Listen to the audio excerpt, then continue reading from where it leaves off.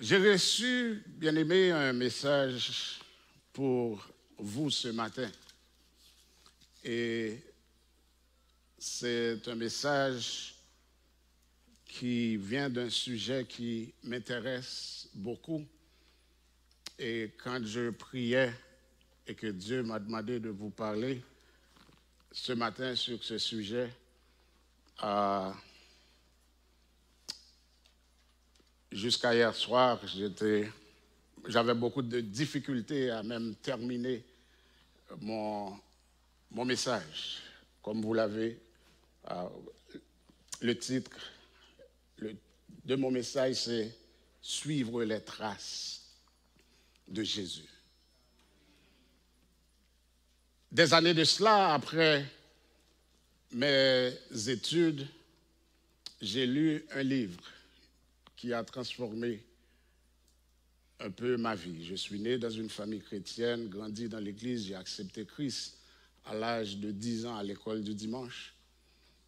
Et tout de suite après mes études secondaires, je suis allé à l'école biblique pour étudier. Et je pensais que j'étais un chrétien qui suivait parfaitement Christ. J'ai lu un livre, le titre du livre en anglais c'est « In His Steps ». In His Steps.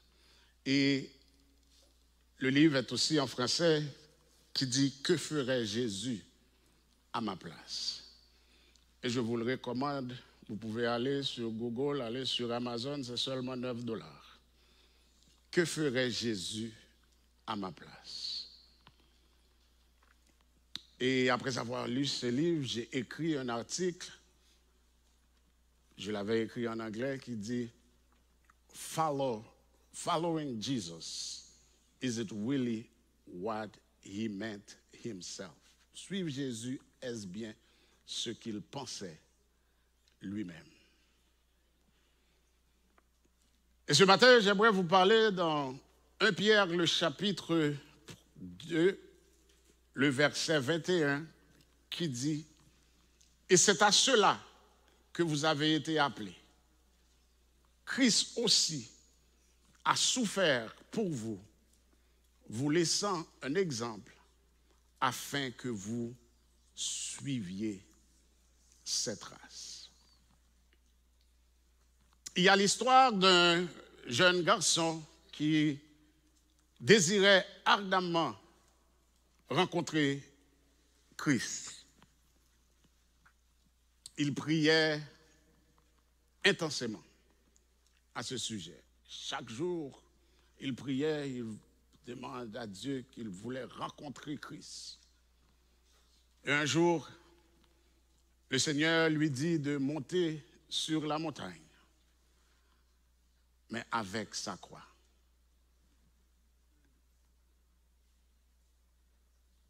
En portant sa croix, il a obéi, il a pris sa croix et il commence son chemin.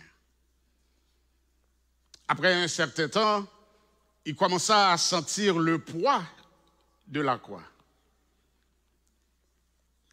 Il en coupa une petite portion et continua à marcher. Peu de temps après, il sentit toujours le poids de la croix. Il en coupa à nouveau une autre portion et il poursuit le voyage. Cela se produit plusieurs fois jusqu'à ce qu'il atteigne enfin le sommet. Et arrivé au sommet de la montagne, il voit Jésus. Mais là, Jésus se trouve debout au sommet d'une autre montagne. Et Jésus lui dit, « Mon fils, te voilà. Maintenant, pose ta croix et marche dessus pour venir vers moi. » Et en posant la croix, il se rendit compte qu'elle ne pouvait pas relier les deux montagnes. L'écart était exactement celui qu'il avait coupé.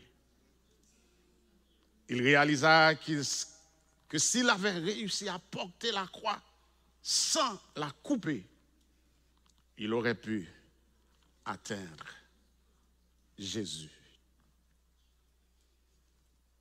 Bien-aimés, ce matin, je suis venu vous dire que l'appel de Dieu sur la vie du croyant ne se limite pas à recevoir des bénédictions ou à vivre dans la prospérité terrestre, comme veulent vous faire croire les pasteurs de prospérité.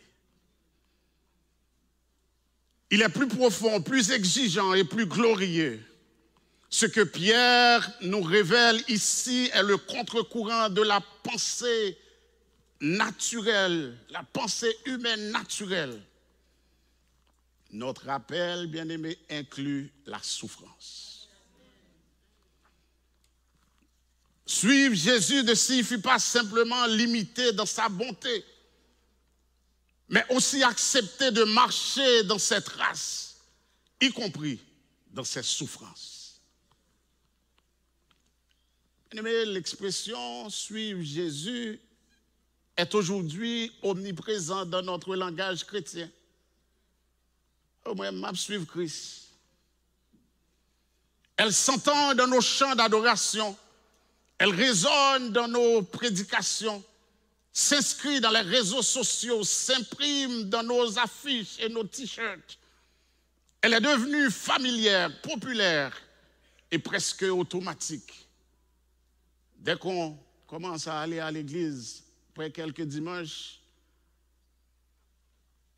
on est chrétien. On suit Christ. Mais justement, bien-aimé, cette banalisation n'est-elle pas aussi le signe d'un appauvrissement de son sens véritable? À force de répéter ces mots sans y réfléchir, ne risquons-nous pas de les vider de leur profondeur et de leur puissance? Beaucoup affirment suivre Jésus, mais qu'entendent-ils vraiment par là? Est-ce une simple appartenance à une religion? Une émotion ressentie lors d'un culte?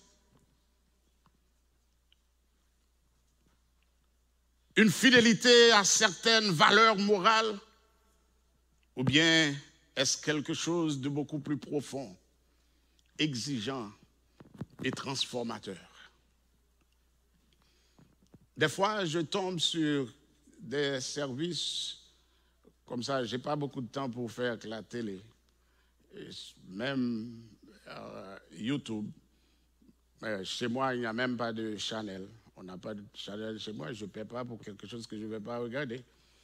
Mais quand on va sur YouTube, des fois, pour écouter de la musique évangélique, mais des fois, ça m'arrive de tomber sur certains prédicateurs et certaines églises. Et vous voyez que c'est comme un show télévisé.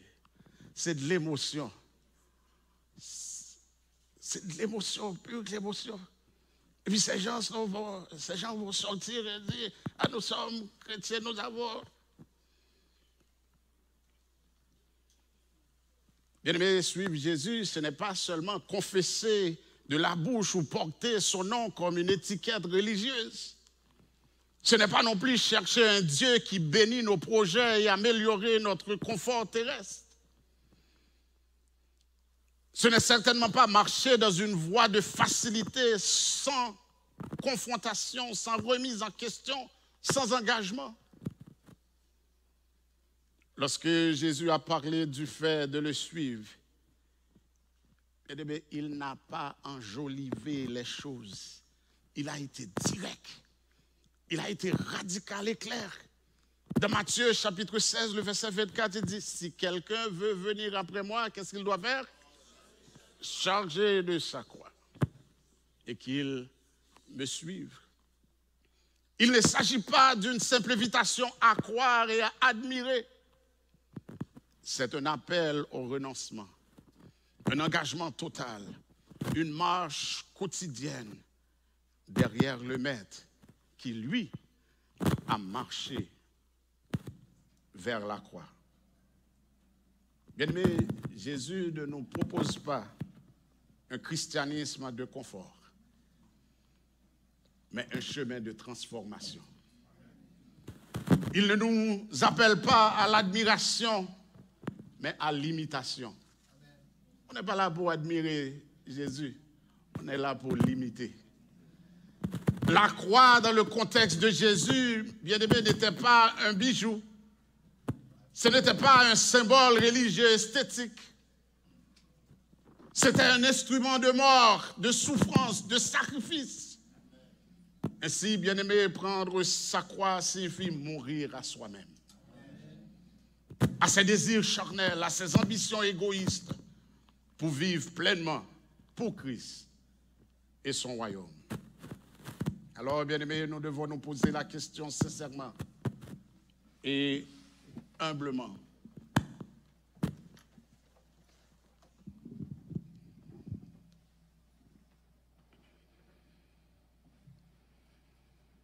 Sommes-nous réellement en train de suivre Jésus? Ou suivons-nous une version édulcorée de lui? Une version façonnée par nos propres préférences? Vous savez, maintenant, là, vous allez voir, dans chaque église a leur façon, là, chaque groupe a leur façon de voir Jésus. C'est un Jésus qu'on peut mettre à sa façon.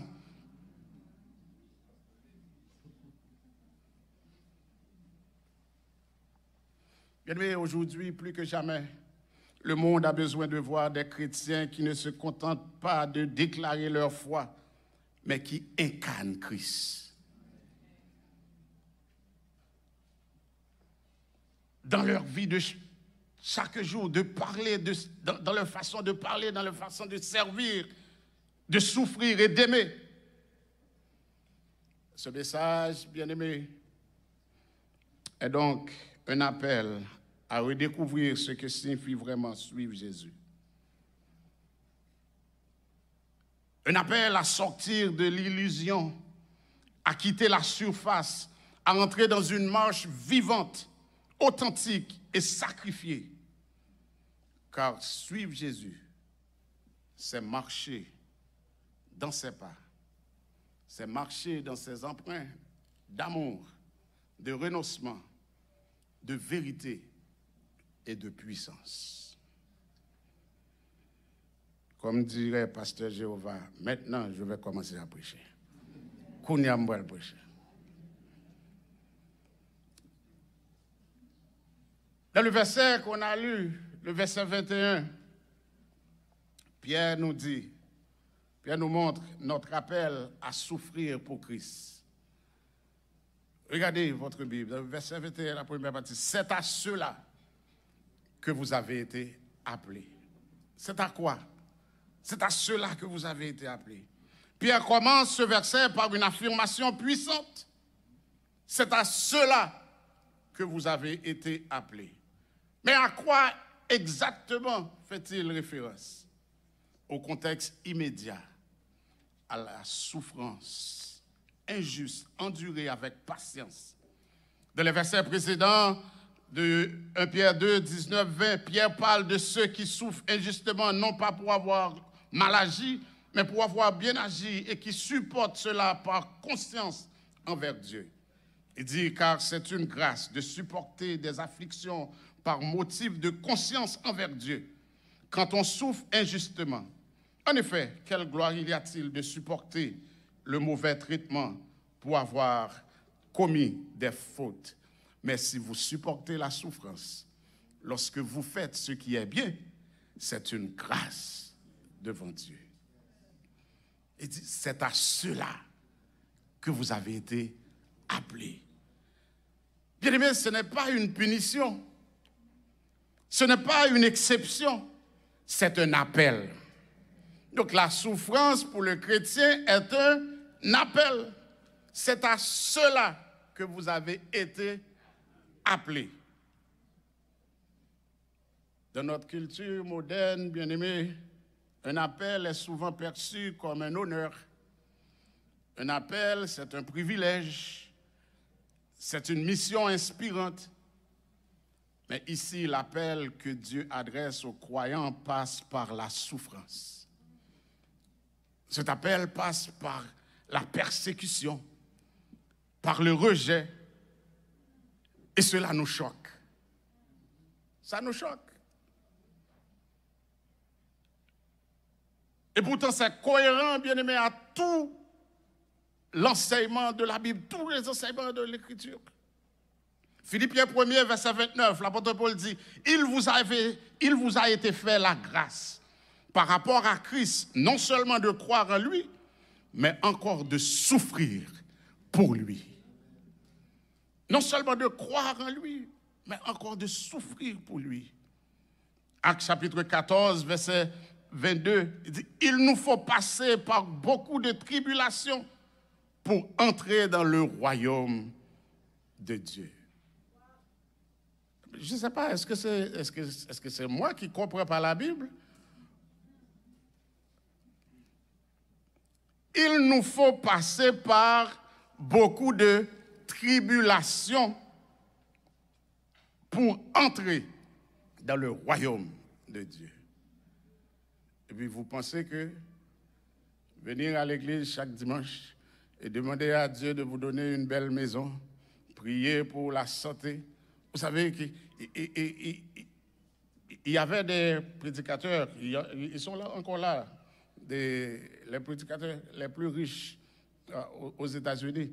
Je l'avais entendu de mes oreilles, qui dit que vous pouvez prier et demander à Dieu d'envoyer de l'argent sur votre compte en banque. Mais pour faire ça, il faut envoyer $1000. Il faut semer. Si vous semez, vous n'avez pas d'argent là. Vous n'avez pas d'argent. You are broke. Mais pour avoir de l'argent sur votre compte en banque, il faut lui envoyer $1000. Et puis il va prier pour vous. Et puis Dieu va envoyer de l'argent dans votre compte en banque. Ah, c'est bon Dieu dans mauvaise affaire. Il va le prendre comme mounio et puis mettre sous compte.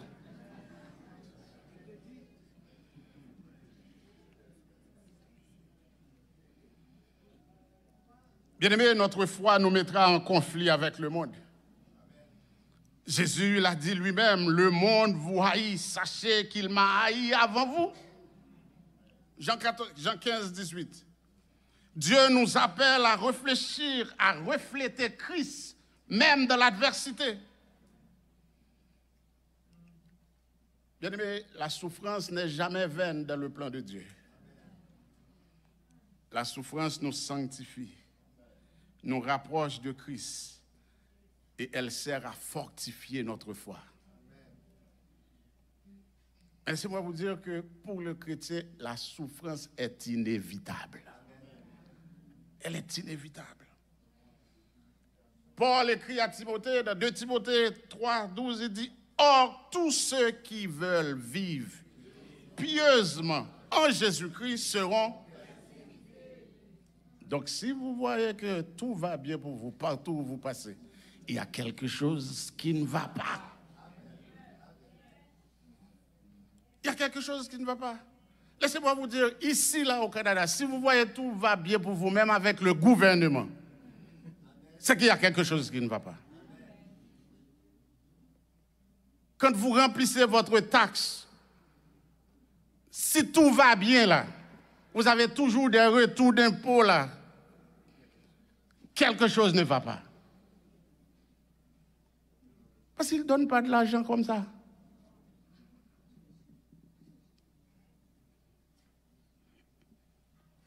Tous ceux qui veulent vivre pieusement en Jésus-Christ seront persécutés.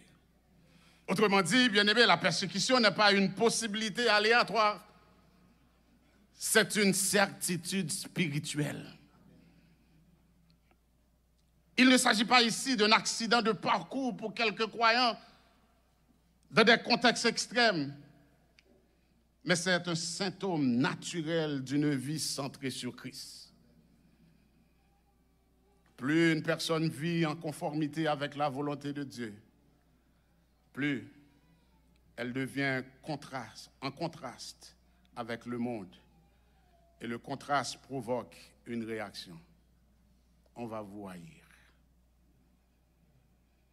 Mais tout chrétien authentique sera persécuté. Peut-être pas physiquement. Jusqu'à présent, là, ici, là, on est correct. Là. On est là, personne ne dit qu'on ne peut pas rentrer là. On est correct, on vient, on adore. Jusqu'à présent, je dis. Peut-être pas physiquement. Mais tout chrétien authentique subira l'ostracisme, le mépris, le rejet, les fausses accusations ou même l'exclusion sociale. Pourquoi? Parce que le monde qui a rejeté Christ rejetera aussi ceux qui lui ressemblent. Le monde qui a rejeté Christ rejetera aussi ceux qui lui ressemblent. Mais regardez la raison que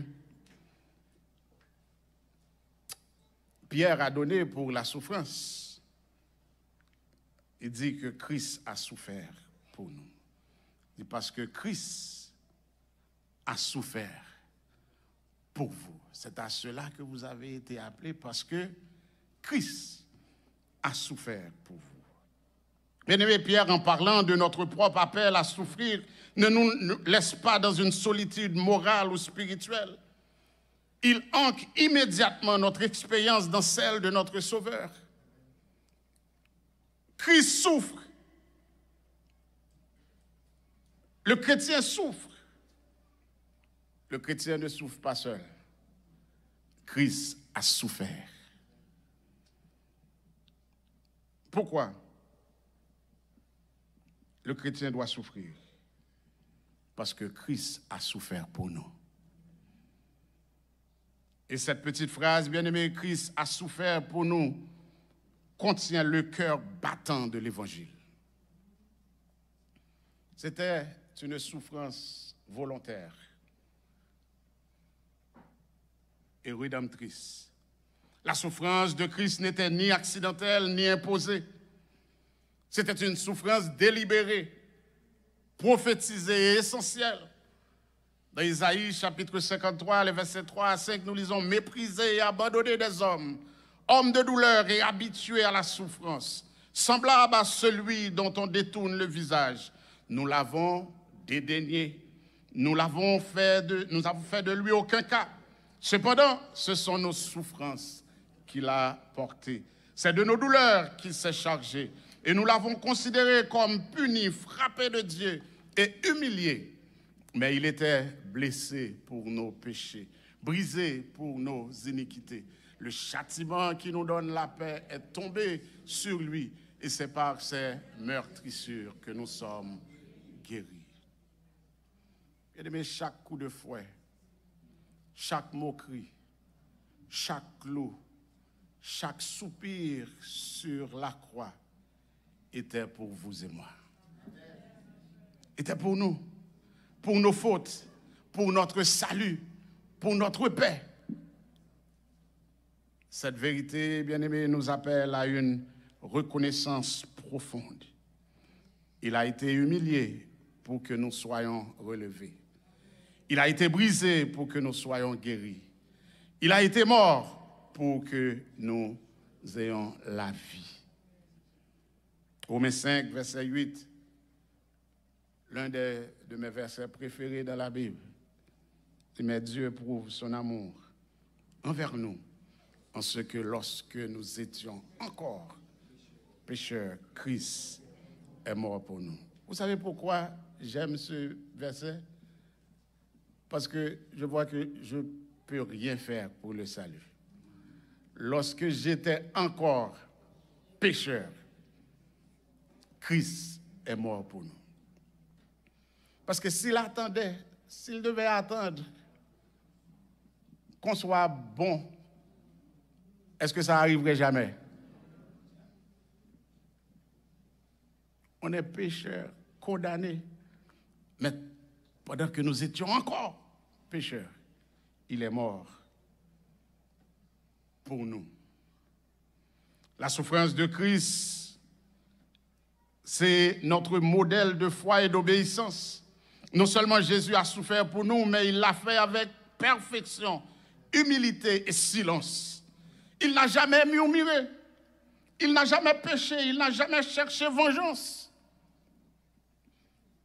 L'auteur de l'Épître aux Hébreux nous dit dans Hébreux 5, 8, « Bien qu'il fût fils, il a appris l'obéissance par les choses qu'il a souffertes. » Par les choses qu'il a souffertes. Il était fils, c'est-à-dire il était égal à Dieu. Mais il a appris l'obéissance par les choses qu'il a souffertes. Bien-aimés, cela nous enseigne que la souffrance peut être une école d'obéissance. Lorsque nous souffrons injustement pour notre fidélité, nous avons un Sauveur qui comprend, non seulement parce qu'il est Dieu, mais parce qu'il a marché ce chemin avant nous. Il a souffert avant nous, il comprend. Parce que sa souffrance, bien-aimée, a donné un sens à la nôtre. Quand un chrétien souffre, il peut être tenté de penser que Dieu est absent. Mais Pierre nous dit le contraire. Pierre nous dit que la souffrance de Christ donne un sens à notre souffrance. À notre souffrance. Parce qu'il a souffert avant nous. Elle la remplace dans une perspective éternelle.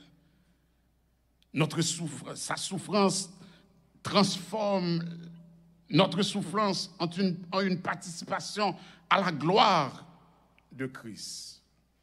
Et l'apôtre Paul de nous dire dans Romains 8, 17, si nous souffrons avec lui, nous serons aussi glorifiés avec lui. Si nous souffrons avec lui, nous serons glorifiés avec lui. Et si nous ne souffrons pas avec lui, qu'est-ce qui va arriver?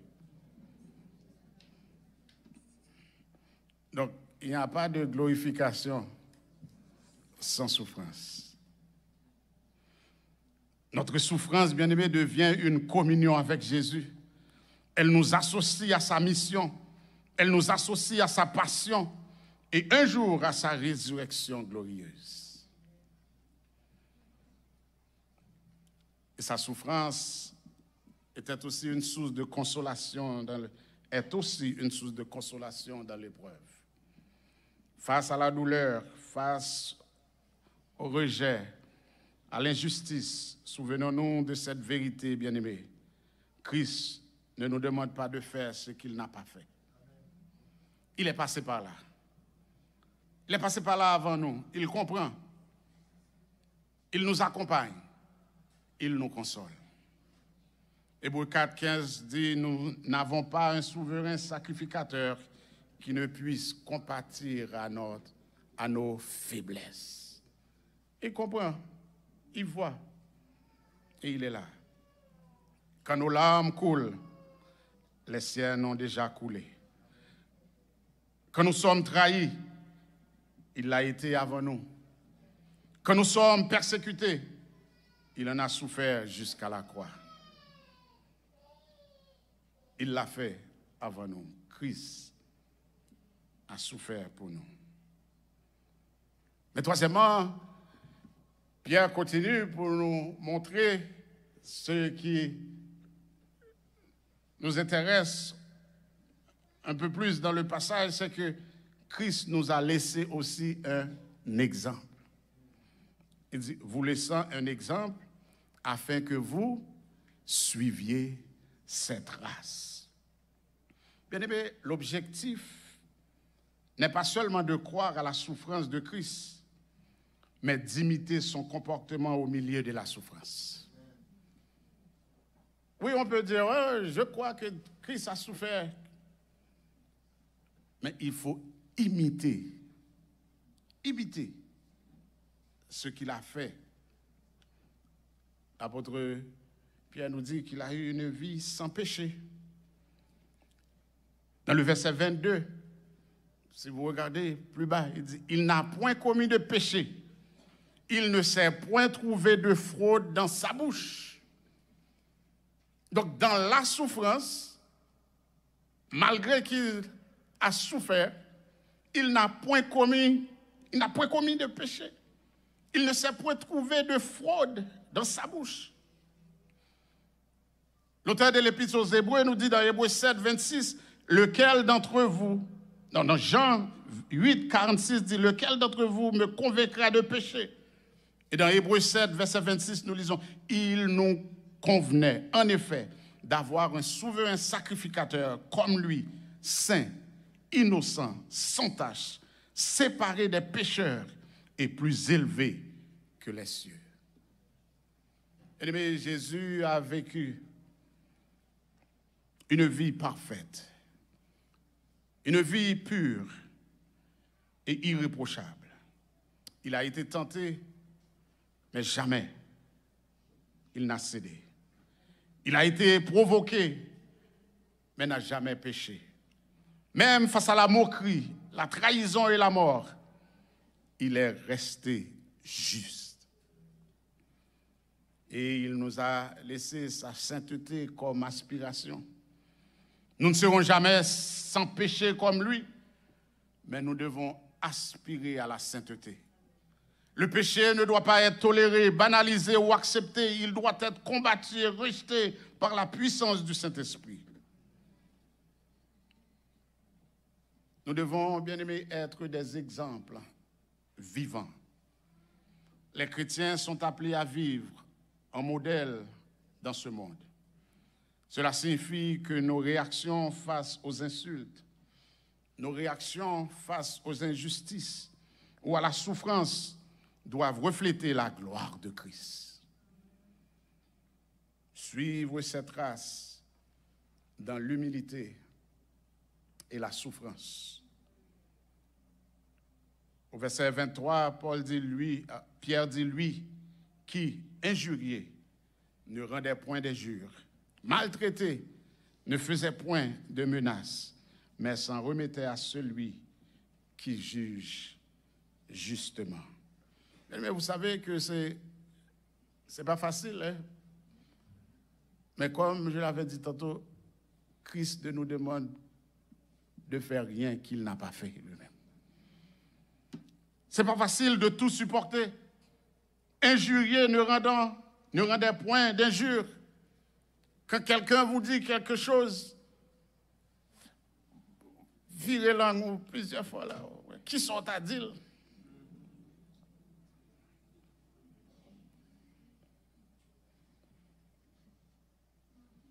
Maltraité ne faisait point de menaces, même pas de menaces, mais s'en remettait à celui qui juge justement. Est-ce que vous voulez remettre tout entre les mains de Dieu? Vous allez faire face à l'injustice. On va vous maltraiter. On va vous injurier. Remettez tout entre les mains du Seigneur. Jésus n'a pas répondu à la haine par la haine. Il n'a pas menacé ni revendiqué ses droits. Il a choisi l'humilité et s'en est remis au Père. Et cela, bien-aimés, nous enseigne à renoncer à la vengeance, à faire confiance à la justice divine, à pardonner même nos ennemis. Suivre Jésus, bien-aimé, c'est adopter sa posture de soumission à Dieu. Même quand tout en nous voudrait se défendre ou riposter. Mais nous voulons suivre Jésus.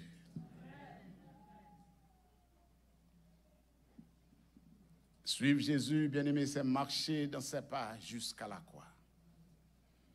Le mot trace évoque littéralement l'image des empreintes de pas dans le sable. Jésus nous a laissé un sentier clair à suivre. Un chemin, bien-aimé, qui monte au calvaire, mais qui mène à la gloire. Vous ne pouvez pas arriver à la gloire sans passer par le calvaire. C'est un chemin qui passe au calvaire pour arriver à la gloire. Ce chemin, bien-aimé, est resserré, mais rempli de grâce. Ce chemin est difficile, mais il est porteur de vie. Ce chemin passe par la croix, mais se termine par la couronne. Bien-aimés, notre vocation chrétienne n'est pas une invitation à la facilité, comme veut vous faire croire les téléévangélistes de nos jours. Mais c'est une marche derrière un sauveur crucifié. Et l'apôtre Pierre nous appelle à embrasser cette réalité. Souffrir pour Christ, bien-aimé, n'est pas un échec. Souffrir pour Christ, c'est un honneur, pas un échec. Vivre comme Christ n'est pas un poids, c'est une grâce. Suivre cette trace est la seule voie vers la vie éternelle. Donc aujourd'hui, posons-nous cette question. Sommes-nous prêts à suivre les traces de Jésus, même si elles nous mènent au rejet, à la solitude ou à la souffrance? Luc 9, 23, Jésus déclare, si quelqu'un veut venir après moi, qu'il renonce à lui-même, qu'il se charge de sa croix et qu'il me suive. L'apôtre Jean, bien-aimé, nous interpelle avec force dans sa première lettre. Le chapitre 2, le verset 6, il dit « Celui qui dit qu'il demeure en lui doit marcher aussi comme lui a marché. » Bien-aimés, ces paroles sont simples, mais elles portent un poids immense. Elles réduisent au silence les discours religieux sans fondement. Elles transpercent les façades. Elle expose le fossé parfois dramatique entre ce que nous proclamons et ce que nous vivons. Elle pose une question incontournable. Notre marche quotidienne ressemble-t-elle à celle de Jésus? Suivre Jésus, bien-aimé, ne consiste pas à adopter un vocabulaire chrétien ou à fréquenter un lieu de culte régulièrement. Le fait de venir à tous les services ici, là, à Philadelphie, ne fait pas de vous un chrétien. Le fait de dire « Béni soit l'Éternel, Alléluia », moi, j'ai un grand problème là.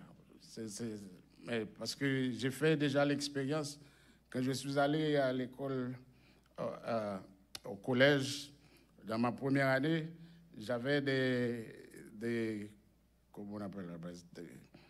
Il y avait des étudiants qui étaient avec moi, là, des collègues de classe, et il y en avait deux. Ils ne disent pas une phrase sans « Béni soit l'Éternel, gloire à Dieu, oh béni soit l'Éternel, oh gloire à Dieu ».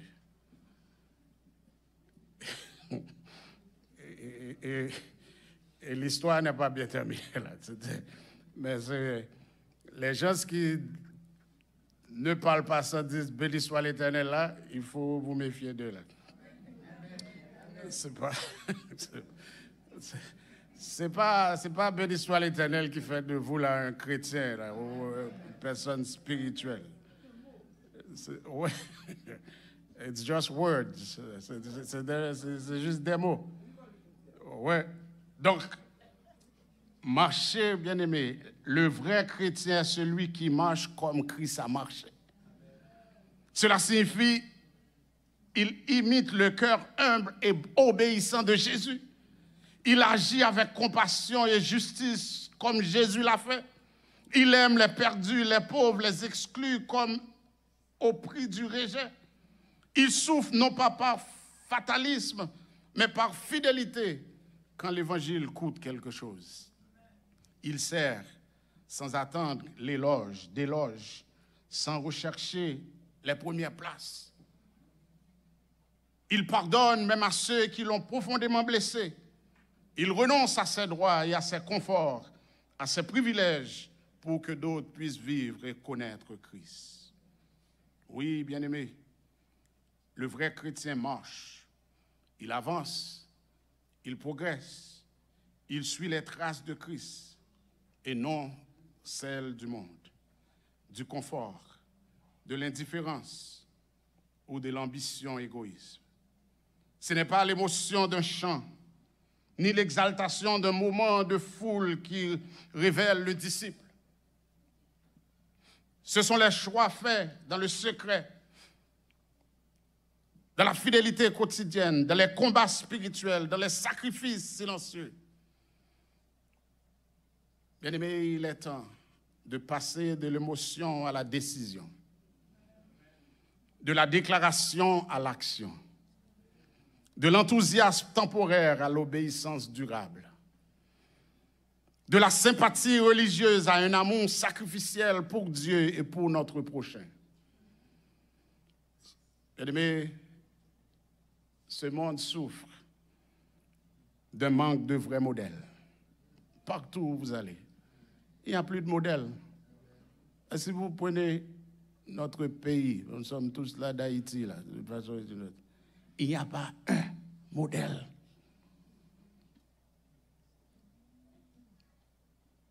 Le monde souffre de vrais modèles. Quand vous regardez les dirigeants du monde entier, là, qu'est-ce que vous voyez? Le chaos, là, partout. On n'a pas de modèle, on n'a pas de vrai modèle. Et nos jeunes, maintenant, là, sont perdus. Ils écoutent une chose et ils voient d'autres à la télé, sur TikTok, sur...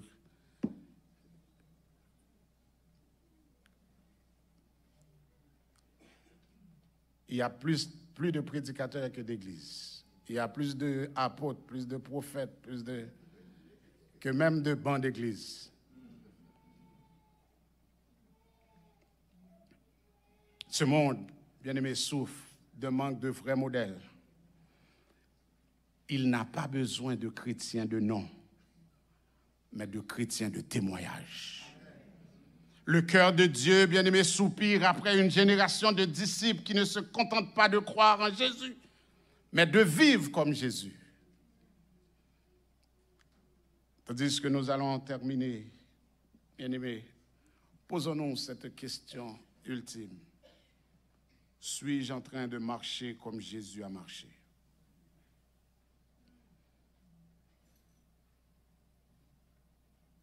Kyle Heidelman, dans un message intitulé « Allez là où Jésus va », dit que la façon la plus simple et la plus littérale de définir un disciple de Jésus est qu'un disciple est quelqu'un qui va là où Jésus va. Cela semble évident, mais pose une question sérieuse. Peux-tu vraiment te dire disciple de Jésus si tu refuses d'aller là où lui, il est allé? Et quand tu dis à Jésus, je te suivrai partout où tu iras, il faut savoir que ce partout inclut des endroits inconfortables, des endroits impopulaires et voire dangereux. Jésus est allé vers les pécheurs méprisés, ceux que la société rejetait.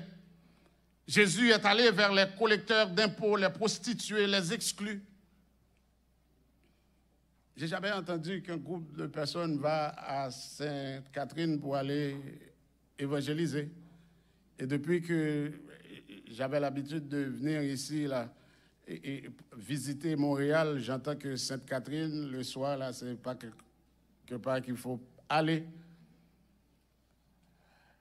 Mais je pense que personne ne va pas à cette... Je ne pense pas qu'il y a personne qui va à Sainte-Catherine pour évangéliser le soir. Parce qu'on a peur. On a peur qu'on nous voit avec quelqu'un en train de parler sur Sainte-Catherine.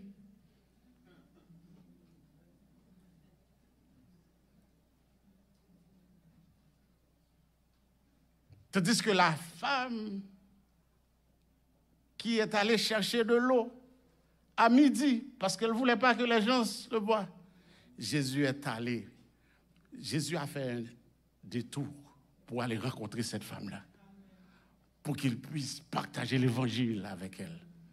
Et à cause de cette femme, toute la ville a entendu l'évangile. Jésus est allé parmi les malades, les lépreux, les possédés, ceux que les religieux évitaient. Jésus a tendu la main aux marginaux, aux blessés, aux pauvres, aux enfants, aux femmes brisées, aux étrangers. Et si tu le suis vraiment, si, bien-aimé, tu suis vraiment Jésus, tu finiras toi aussi auprès de ceux que d'autres ne veulent pas approcher. Tu seras critiqué, même par les gens religieux. Je me souviens quand je suis arrivé à Montréal, pour la première fois, j'étais à une église qui m'avait appelé comme pasteur de jeunesse. Et quelqu'un m'a dit, il ne faut jamais donner un livre à une femme dans votre voiture. Je dis, ma voiture? Je dis, comment ça? Oh, parce qu'en tant que pasteur, il ne faut pas qu'on te voie avec une femme dans ta voiture. Je dis, qui est on? Mais on ne paie pas ma voiture. Si quelqu'un a besoin d'un livre, je ne peux pas lui donner un livre parce que c'est une femme et que je ne veux pas que quelqu'un d'autre voie une femme dans ma voiture. Que ferait Jésus à ma place? Jésus dirait, « Oh, m'a voulu ça, et les pharisiens, ouais. » Non. C'est leurs affaires. Moi, je sais ce que je fais.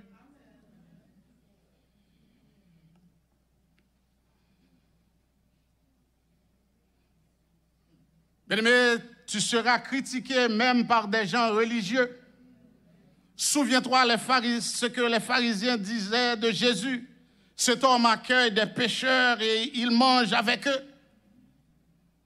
Ils ne comprenaient pas que le cœur de Dieu bat pour les perdus. Alors si tu veux suivre Jésus, prépare-toi. Tu ne seras pas toujours à l'aise. Tu ne seras pas toujours compris. Tu seras appelé à aimer ceux qui ne t'aiment pas en retour.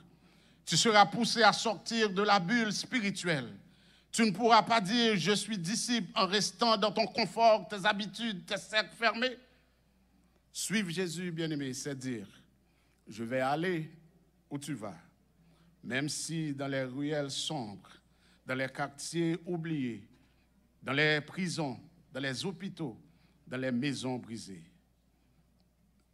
Suivre Jésus, bien-aimé, c'est refuser une foi théorique et stérile et choisir une vie authentique et engagée pour Christ. Qu'il en soit ainsi pour chacun de vous.